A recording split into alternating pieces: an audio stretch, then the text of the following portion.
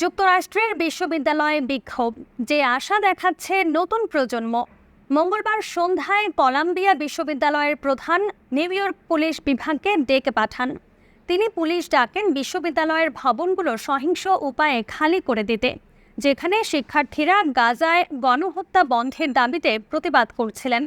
ফিলিস্তিনের ন্যায্যতা প্রতিষ্ঠা এবং ইসরায়েলের দখলদারত্বের অবসান দাবি করে যুক্তরাষ্ট্রের বিশ্ববিদ্যালয়গুলোতে যে অভূতপূর্ব ছাত্র বিক্ষোভের জন্ম হয়েছে তা নিয়ে সামাজিক যোগাযোগ মাধ্যম এক্সে এই টুইট করা হয়েছে।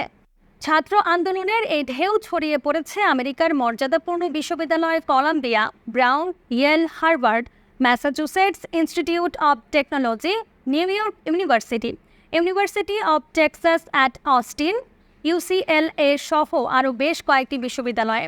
সব বিশ্ববিদ্যালয় থেকে অসংখ্য শিক্ষার্থীকে গ্রেপ্তার করা হয়েছে।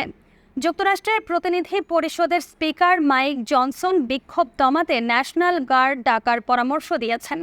কলাম্বিয়া বিশ্ববিদ্যালয়ের শিক্ষার্থীরা একটি একাডেমিক ভবন অধিকারে নিয়ে সেখানকার হ্যামিল্টন হলের নাম পাল্টে হিন্দু হল করেছে। হিন্দু রজব নামের 5 বছর বয়সী ফিলিস্তিনি শিশুকে ফেব্রুয়ারি মাসে মৃত অবস্থায় পাওয়া যায়।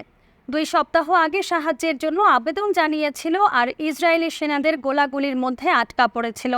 তার নামেই এই নামকরণ।